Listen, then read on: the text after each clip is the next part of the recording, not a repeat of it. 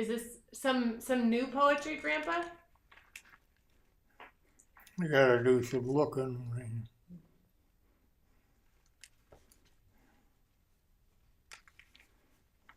Yeah, this is a little philosophical one. Ready to shoot? Yeah. Okay. Beyond the garden wall, I do not know. The wall's too high. I cannot see over. No slatted gate, but solid door. I have not opened, so I know. Only the flowers here, how grass is green, the splashing sound of fountain, the season's food to gather. I did not build the wall, it was already there. First steps in morning light, always a place of sun and shadow and clinging vines, not unbeautiful as gardens go. The only garden that I know, there may be no other.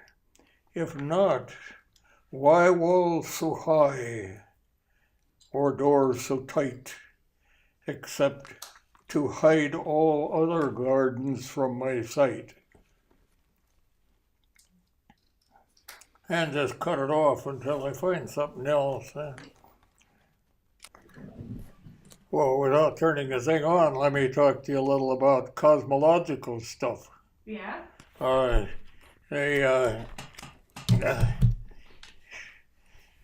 cosmology is an interesting thing, and it actually hinges on the nature of time.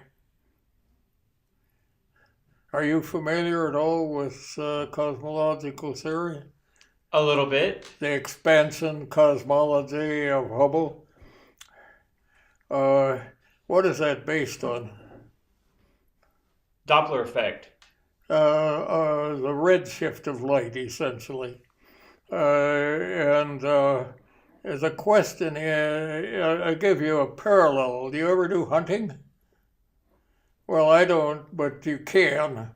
And suppose you have a deer 100 direct yards from you, and you have a rifle, and you know that the gravitational effect on the bullet will draw it to the ground before it gets to the deer unless you raise the sight high.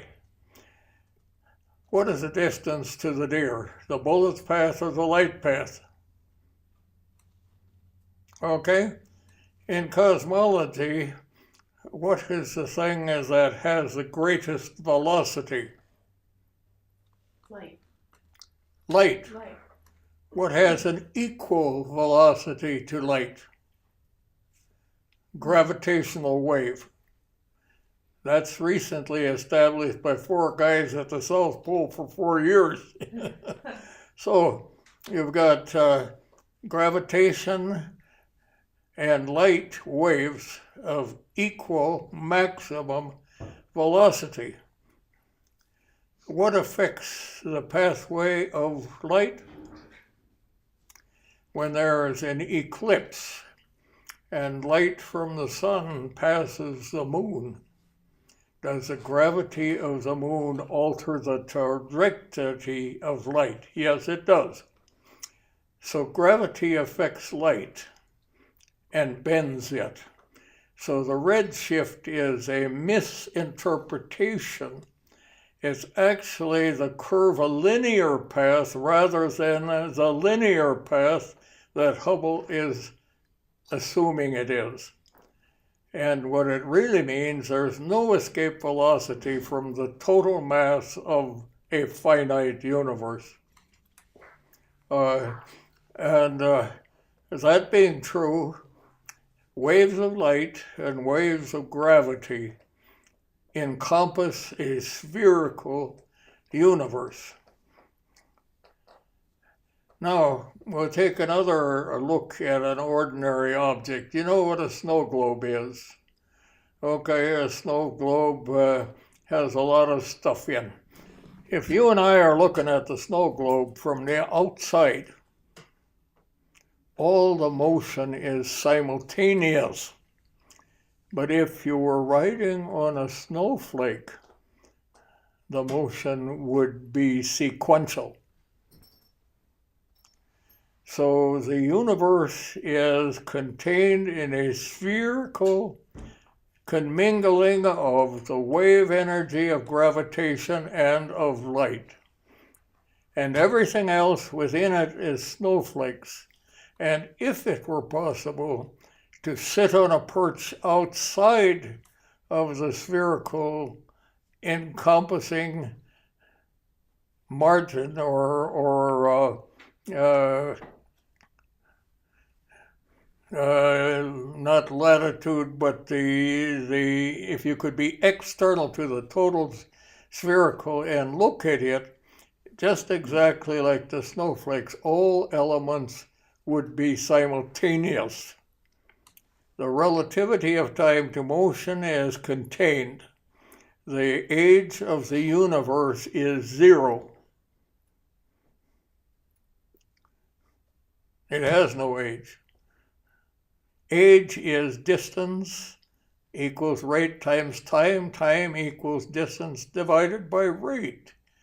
Time is a motion. And the spherical of the universe containing all the material within it has no motion, only motion inside. So the relativity of time of Einstein perception to motion was never applied by Einstein or anybody else to the universe itself. The relativity of time, Einstein sort of saw, but he didn't apply it to the totality. I think I'm the only one that's done it. I can't get anybody to publish it. That's the thing that I fuss about most, to try and get that into a descriptive form that other people will understand. Hubble was a good astronomer, but if you look around, let's see, maybe we can do it with automobiles. An automobile drives a route that takes it up to Canada and down to some dumb place in California where you live. That's a curve. But is the distance the road distance, or is it the linear distance that you draw on a globe? As far as I can tell, nobody else has made that intellectual jump before me. And like anybody who thinks of something new that explains it better, at least to me, it's a difficult persuasion position.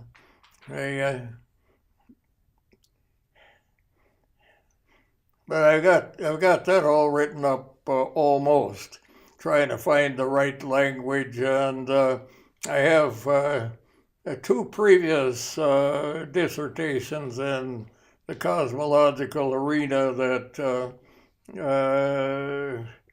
are in the Library of Congress, and the 3rd one's about ready, but to find the language that will explain that is not easy, because the mind is fixed on the linear aspects of light. Could you talk about your pet crow? Hmm? Could you tell us about your pet crow, Caw-Caw? Oh, that I can tell out of my head. A passel of cousins were out walking along the local dredge ditch that my father had proposed and persuaded, and some trees grew and crows had a nest there. Well, they came home with a hat full of young crows, and My pa looked at him and said, "Boys, you just did a bad thing. You bring 'em back and put 'em in the nest. The mothers know that they've been handled and will not feed them, so you have to take care of them and feed them." 5 crows, 4 were early hatched, vigorous, and took food readily, anything you gave 'em. The 5th one got sat on and browbeaten and didn't get properly fed. And my dad looked at it and said, "I think that one's going to die." Well, we had some girl cousins come over to look at our little crows. They were going to feed them too, and there was crumbled salt for the cattle there, so they fed the crows salt. It killed the crows that ate it, but Coco was too sick to open his beak. He survived, and without competitors thrived, and became a wonderful pet. He liked flying and mixing with the chickens, and every night he'd come up on the eave trough and peck on the window. And against my mother's rules, we would open the window and perch him on the foot of the bed with the proper end over a paper on the floor. Sometimes during the night, he would shift directions, and my mother would say, "You had Coco in here again last night, didn't you?" And the bed clothing would have to be washed again. Well, in the winter it got cold, and Coco had basement privileges, and being logical, he sat on the upper step, and one morning my sleepy father managed to step on Coco and crushed his head badly. His beak was bent different directions, and he obviously couldn't fend for himself. But he immediately converted to Little Crow again, and I could crack an egg and give him raw egg with his crossed beak, and he allowed me to parent him. And again recovered strength and mostly a proper beak configuration. My mother got into real trouble because of this crow. In those days, the mailman brought packages to your door, and you accepted them. When you mailed a package at the same mailbox, you didn't have stamps. You put money on it. He stamped it and brought you your change next day. Well, he had packages that had no money on them, and my mother thought he was taking it and demanding more. And they were sort of quarreling about this and couldn't discuss it reasonably anymore. Well, one day, my Coco friend proved his intelligence, took me to different locations, 7 of them to be correct, lifted a leaf or a piece of bark or something and showed me little catches of colored glass or other articles that he had buried, and he would bob his head and make funny squawking, and I'd say, "Oh, that's nice, Coco." Showed me 7 of them, proving that unlike what hunters say, that a crow can count to 5, if 6 go into the woods and 5 come out, the crow will go back in the woods and you can shoot it. But Coco counted to 7, and in one of his catches, there were little silver coins. He had been taking them from the packages and burying them in his little private catches. So my mother and the mail carrier discussed it and again became friends. But it shows birds learn surprisingly well. And later, a nephew had a pet crow, and he liked to hunt. And they had one delightful picture of my nephew with his rifle over his shoulder, with their pet crow sitting on the barrel. And they had a little title, "And a hunting we will go." Communication between species is sort of self-evident when you have, for example, a dog like Jasper. I start to mention Mary had a Welsh Terrier, and after Mary's death, it didn't do well, and finally it hurt so much that when I carried it upstairs, it just cringed before it got in its bed, and finally I despaired of it, and the veterinarian put her down. Well, I needed another dog, I decided, and I priced another Welsh Terrier, $750. Wow! I don't want to go play the dog, I want a dog. I didn't know what Mary had paid. Anyway, I went down to the pound in Red Wing and looked at dogs. 5 pit bulls, and one browbeaten German Shepherd, and no dog that, a sign that said, "Don't put your fingers through the screen." Well, I didn't want a dog that was going to try to eat me. I just wanted a companion dog. So I saw Jasper downtown. Some do-gooding animal lovers had 3 dogs, and they were $2.50. So I bought Jasper for $2.50 and bought him a license on the way home, and we had the backyard already fenced for the previous dog. Put Jasper out there, he was gone. He dug a hole under the fence and was gone. A week later, the vet called, "Got a licensed dog, licensed to you. You want it?" So I went to the vet and I got Jasper and put him out. I filled the hole with gravel and put him out. The gate was open. He was gone. I thought, my God, did I leave the gate open? I didn't think so. I saw him up on the hill. Went up. He was, "Okay, gee, nice to see you." Came home with me. I put the latch down, put him out. He was gone. The other gate was open. I shut both gates, put him out. He walked there and had that latch up and nothing flat and was out.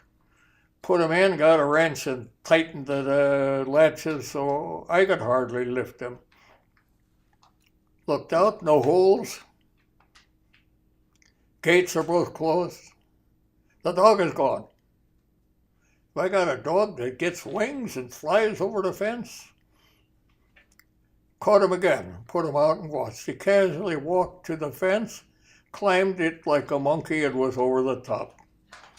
My God, what the hell am I going to do with you? I got a stake and staked him out. And he hadn't been fed for 3-4 days. Got him a great big can of dog food, chunky stuff. Put it out, he ate the whole can. Boy, he was happy. And he got starvation, diarrhea like you wouldn't believe, and he was no longer white from the ears backward. He was diarrheal stool all over him. And I got a tub of water and some surgical gloves, and I cleaned him up and thought, what in heaven's name am I going to do now with this animal? Then I began to think like a dog, and I drank 3 bottles of Mountain Dew. And I walked along the fence when it was suitably dark, and I wet the grass a little as I went, and he followed, lifting his leg. Now it's his and mine.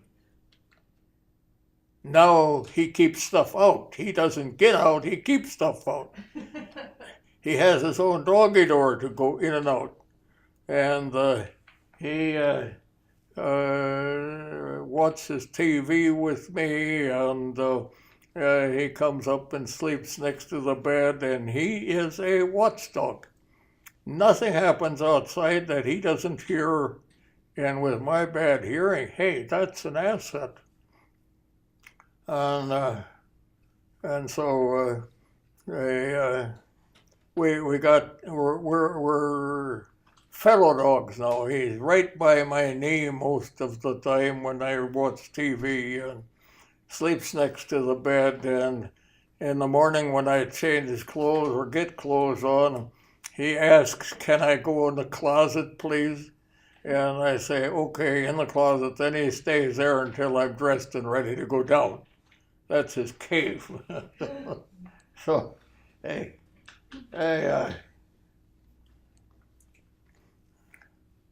So you got this story about the feeding the baby robins. you go back to when I was a kid. I was a climbing kid. I liked to be up high. One time, this gets scary in the past.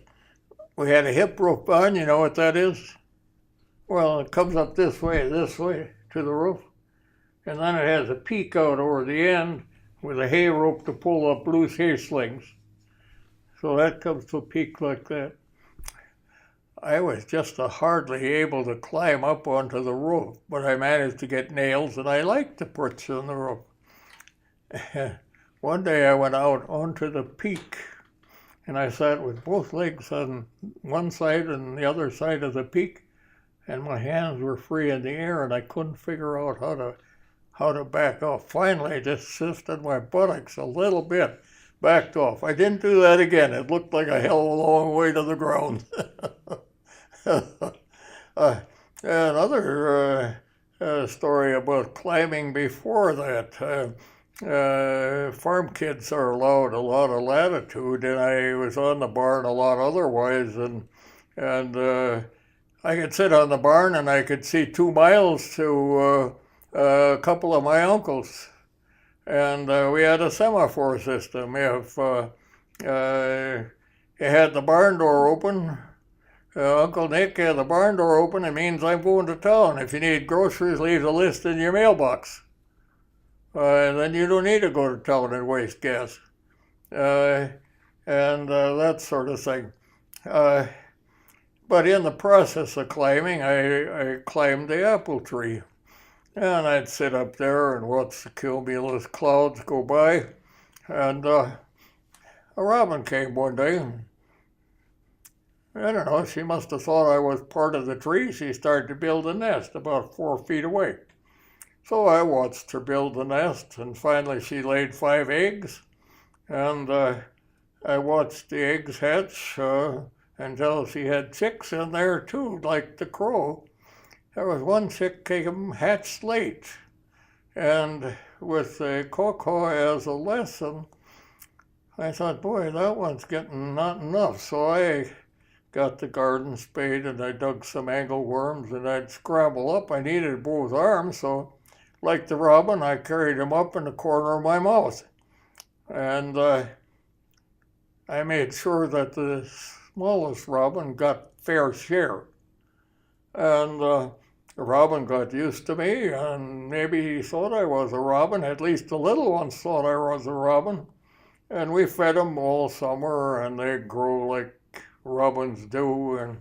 And summer turned to fall, and they were hopping from branch to branch and practicing their wings. And finally they were all gone, and I was sitting up there in an empty nest, thinking about almost nothing. And there the mother robin came to say goodbye. Because of all the chicks she raised, I was the only one that never learned to fly. Yeah. But again, the association and confidence and language that is nonverbal between other species is quite remarkable. Another incident, Pa got into sheep farming. One day he came home with a horse in addition. Had the horse in a box stall and said, "Don't go in there, that's a wild horse just off the range. It hasn't been broke ever." So as soon as Pa went to town, I was in there with the horse.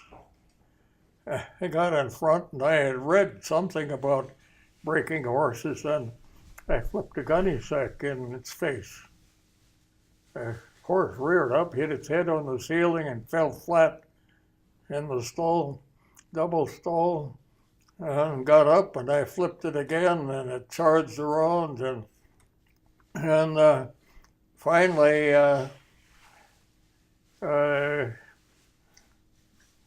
started quieted down, and I began to rub it with the sacking. To make it short, when my dad came home from town, I was leading Queenie around in a halter, and I had my young girl cousin on her back. And Kenny, that horse was mine and worked for me, but when the hired man tried to take her cultivating, she'd throw herself, she wouldn't pull. Had to be me behind. Queenie was her name. I got a picture of her on the refrigerator yet. So communication is communication, and what else do you want me to remember? Yeah. Well, let's take a Yep. break. Good break. Yeah.